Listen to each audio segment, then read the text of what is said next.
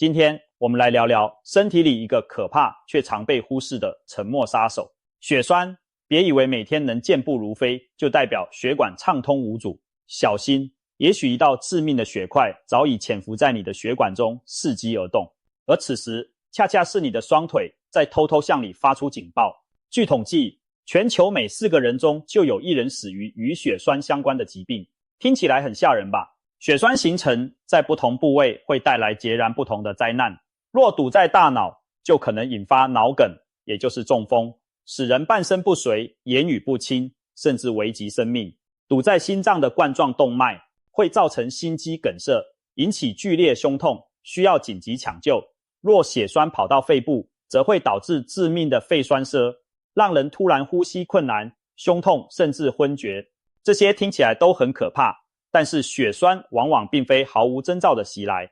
我们的身体其实会提前发出求救讯号，而双腿正是人体最灵敏的血栓报警器。为什么这么说呢？因为腿位于人体的末梢，距离心脏最远，血液要从心脏一路输送到双脚，再回流回心脏，路程遥远且艰辛。正因如此，一旦血管哪里有堵塞，最远端的双腿常常最先出现异常。就好比远方村庄的供水管道出了问题，村民会立刻发现缺水而上报。因此，只要走一圈，留意双腿的表现，往往就能看出血管是否堵了。医生指出，散步时双腿若出现某些异常感觉，那10之8九是血栓在作祟。千万不要以为这只是年纪大了或走累了的正常现象，而应把它当成血管堵塞发出的明确警报。在介绍腿部的4大求救信号之前，我们先来简单了解一下什么是血栓，以及血栓为何会形成。平时，我们的血液在血管中川流不息，体内有一套精密的机制来维持凝血与抗凝的平衡。简单说，该凝固时凝固，例如受伤时帮助止血，该流动时流动，不会随便在血管里结块。然而，某些情况下，这种平衡可能被打破。比如长时间不动导致血流变慢，血管内壁受损，或某些疾病和体质因素使血液特别容易凝固，这些都可能让血液在血管内不正常的凝结，形成血栓。一旦形成血栓，就如同公路上出了严重车祸，血液这条生命公路被堵住，后方供应受阻，而血管后端的组织器官因缺血缺氧就会遭殃。血栓大致可分为动脉血栓和静脉血栓2类。动脉是把富氧血液从心脏输出到全身的输出管道。动脉里若长了血栓，会阻断重要器官的供血。常见的结果就是我们刚提到的心梗和脑梗。心脏的血管堵了会引发心肌梗塞，脑部的血管堵了就是脑梗塞、中风。此外，如果腿部动脉被血栓堵住，腿部肌肉供血不足，走起路来就会觉得疼痛无力，不得不停下休息。这种现象被称为间歇性跛行。严重的动脉阻塞甚至可能导致腿部组织坏死，不得不截肢。可见动脉血栓的危害极大。与此同时，静脉血栓则是另外一种隐秘的威胁。静脉负责将身体各处用过的血液送回心脏。静脉血管中如果出现血栓，最常见发生在下肢深处的静脉，也就是所谓的深静脉血栓。这类血栓可怕之处在于往往悄无声息的形成，很多人直到血栓脱落引发大问题时才察觉。深静脉血栓可能随血流移动，突然栓塞肺动脉，造成致命的肺栓塞。即使血栓本身未脱落，它堵在腿部静脉中，也会让患肢血液回流受阻，导致局部的肿胀、疼痛。因此，静脉血栓堪称隐形杀手，发生率其实远高于动脉血栓，只是更不容易被及时发现。既然血栓如此危险，我们总不能等它在心、脑、肺引爆时才后知后觉吧。幸运的是，我们的双腿常常会提前发出预警。正如前面所说，腿处在血液循环的末端，无论是动脉送血不足，还是静脉回流受阻，都会在腿上留下蛛丝马迹。特别是在散步这种平缓的活动时，如果双腿出现了反常的感觉，那就像是在对你喊：救命啊，我的血管可能堵了。下面我们就仔细盘点散步时腿部可能出现的4个求救信号，遇到它们一定要提高警觉。腿部浮肿腿部浮肿是血栓报警的第一个求救信号。很多人都有过腿脚肿胀的经历，喝水太多或者久站久坐，脚踝、小腿难免有些轻微水肿，休息一下或把腿抬高后往往能消退。然而，如果没有明显诱因，你却发现自己的腿变得异常肿胀，特别是单侧腿莫名肿大，那就可能不是一般的水肿，而是被血栓盯上了。为什么血栓会导致腿肿呢？道理很简单，当腿部静脉里出现血栓时，相当于回心的排水管被堵住，血液和组织液排不出去，就会积存在腿上，引起肿胀。这种肿胀常常是不对称的，局部的，患肢摸起来绷紧发硬，用手按压会出现凹陷，一条腿明显比另一条腿粗，脚踝、小腿肿得连鞋子都紧了。这种情况就非常可疑，单侧腿无缘无故肿胀，是深静脉血栓的一大典型警讯。千万不要只当作走路多了腿有点肿，回家泡泡热水就算了，其实那是腿在告诉你，我的静脉里堵车了。需要警觉的是，静脉里的血栓如果持续存在，除了让腿一直肿痛不适，还埋伏着更大的危机。血栓可能随时溃堤般的脱落，顺着血流一路冲向肺部，造成致命的肺栓塞。现实中却有不少因长途飞行或久坐而发生下肢血栓，最终血栓脱落引发肺栓塞猝死的病例。所以一旦发现腿部出现莫名其妙的严重浮肿，尤其单侧，务必及时就医检查，千万不可大意。脚部发凉、双脚冰凉是第二个值得警惕的求救信号。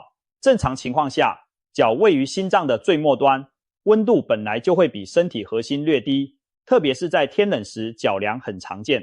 但是如果在温暖的环境下，你的双脚总是冰冷刺骨，甚至明显感到一只脚比另一只更冷，那就不正常了，很可能是腿部的动脉血管被血栓或严重硬化所堵，血液这股暖流无法顺利抵达脚部，导致双脚供血不足，产热减少。想象一下，暖气管要把热水送到最远的房间，如果管子中间堵了一大块，最后那个房间的温度一定会降下来。对于我们的腿来说也是如此，当动脉供血受阻时，脚的温度会异常偏低，甚至皮肤颜色发白，足背动脉的脉搏减弱。很多中老年人冬天手脚冰凉，觉得是血液循环不好，但如果连夏天脚也是凉飕飕的，就要特别当心了。尤其是两只脚一热一冷，温度明显不同，那更是提示血管狭窄或堵塞的强烈信号。脚部发凉其实就是腿在寒冷，暗示着局部血流供应不足。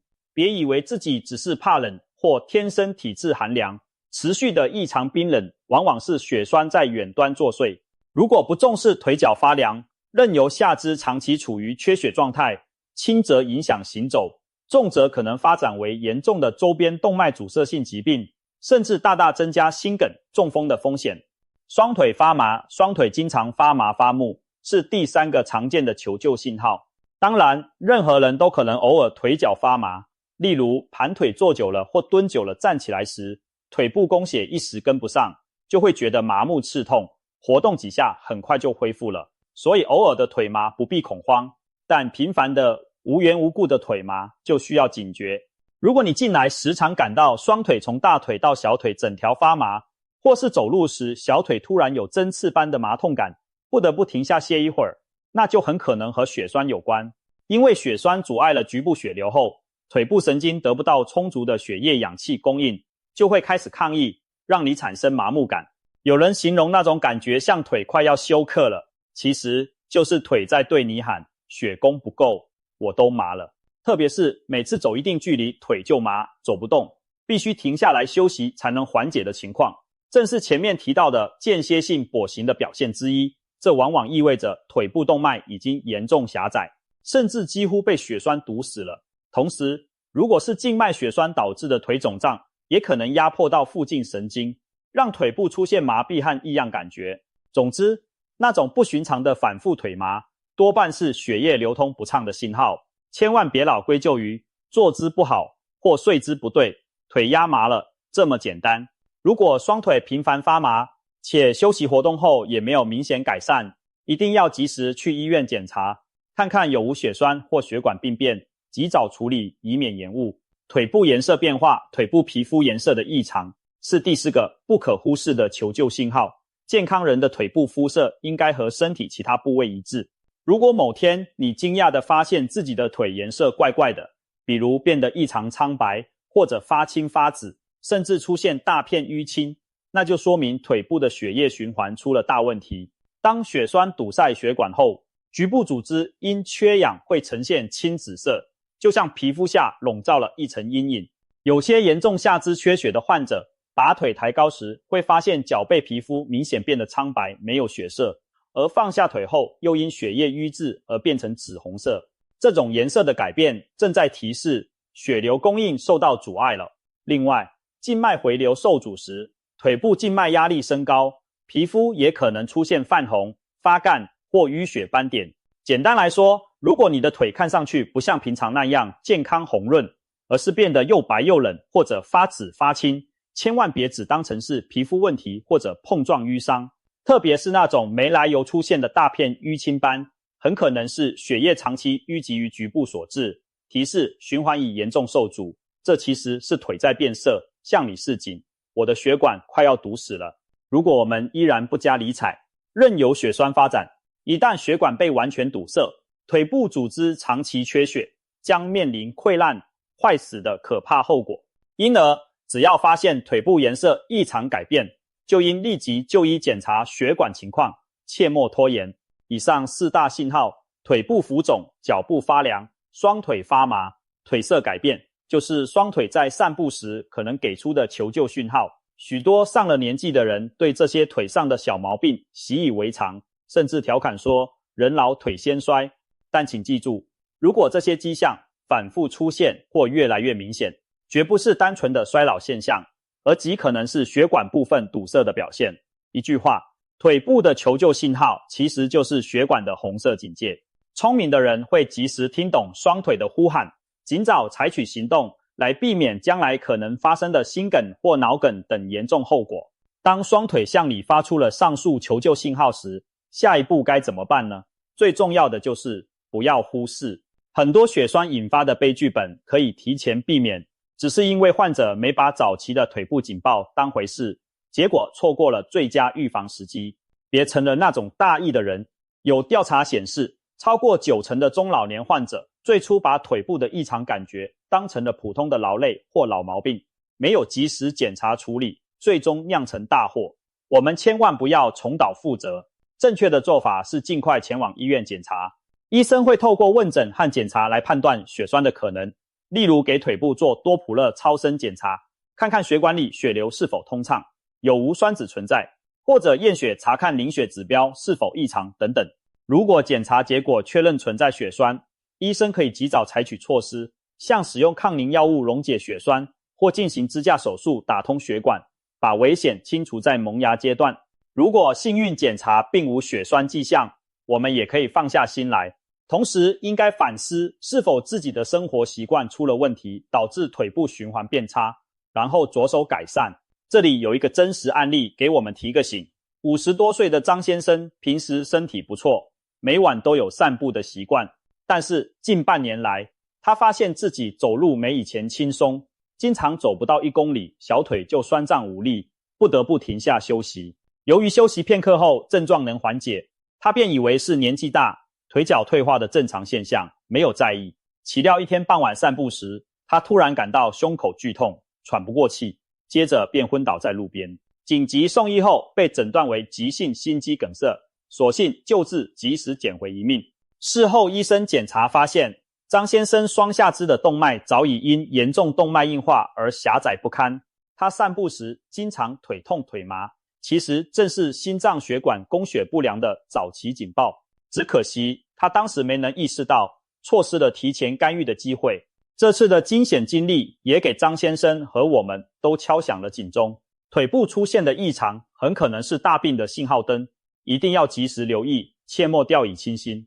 再讲一个年轻人的例子，小李是个30出头的上班族，由于工作忙碌，经常一坐就是大半天。他近来时常感到下班时小腿有些肿胀、发麻，但总觉得只是久坐姿势不良引起的，一休息就好了，所以没当回事。直到有一天早晨，小李突然出现剧烈的胸痛，呼吸急促困难，被紧急送往医院抢救，结果一查竟是肺栓塞。让他万万没想到的是，罪魁祸首正是他腿上一处深静脉血栓。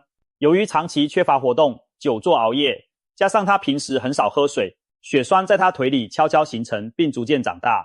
终于有一天，血栓脱落，随血液循环堵到了肺动脉，险些夺去他的生命。所幸医生妙手回春，小李最终转危为安。在出院后的康复课程中，他感慨地说，早知道腿肿腿麻这么危险，我当初就不会大意了。是啊，如果他能早点重视腿部反复浮肿发麻的信号，及时就医检查并接受治疗，完全可以避免这场鬼门关前的惊险。可见，面对血栓，我们真的大意不得。那我们平常能做些什么来远离血栓呢？总的原则其实就3个字：动起来。久坐不动是血栓形成的最大帮凶之一。世界卫生组织曾经提醒过，连续坐着不动超过4个小时，静脉血栓形成的风险就会明显增加。现代人的生活方式中，长时间开车、办公室久坐、沉迷电视、电脑等，都让我们的血液长时间处于滞留状态，这就给了血栓可乘之机。我们要做的就是打破这种僵局，让血液重新流动起来。最简单有效的办法之一就是多走路。别小看每天的散步，它不仅舒活筋骨、强健心肺，更有效促进下肢血液循环，防止血液在腿部淤积变黏。建议大家养成每天走路的习惯，每天至少走30分钟，约2-3千米的路程，并且坚持每周走上5天。走路的速度以微微出汗、心跳有点加快为宜，不需要跑到上气不接下气那种程度。当然，运动强度还是要因人而异，量力而为，特别是对平时很少活动的人，不要一开始就勉强自己高速长距离行走。一个小建议是注意运动时的心率变化。一般来说，运动后心率加上年龄约等于170较为适宜。比如50岁的人运动后心率控制在每分钟120次左右，就比较安全，最好不要超过150次。总之，规律而适度的有氧运动是预防血栓的良药，它能让心血管系统保持年轻有弹性，血液不易滞留凝滞。除了坚持运动，日常生活中我们还可以从以下几方面入手来预防血栓。首先，养成多喝水的习惯，保持充足的水分能稀释血液的粘稠度，减少血栓形成的概率。相反，长时间缺水会使血液变黏变稠，更容易在血管内凝集成块。第二，注意均衡饮食，尽量少吃高脂肪、高胆固醇的食物，多摄入蔬菜水果和全谷类纤维，并控制盐分摄取。健康的饮食有助于维持血管弹性，防止动脉粥样硬化，从而从源头上减少血栓的形成。第三，戒烟限酒。吸烟会损伤血管内皮细胞，让血液处于易凝状态，明显增加血栓风险。过量饮酒也会扰乱心血管功能，提高患血栓的可能性。因此，为了血管健康，最好彻底戒烟，并且控制饮酒量。第四，作息规律，避免熬夜。经常熬夜，压力过大会干扰体内神经和内分泌的正常调节，使血管收缩与舒张失常，血液更容易处于高凝状态。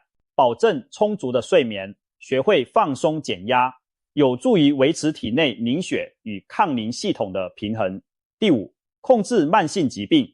高血压、糖尿病、高血脂等慢性病都是触发血栓的高风险因素，一定要遵照医嘱积极控制。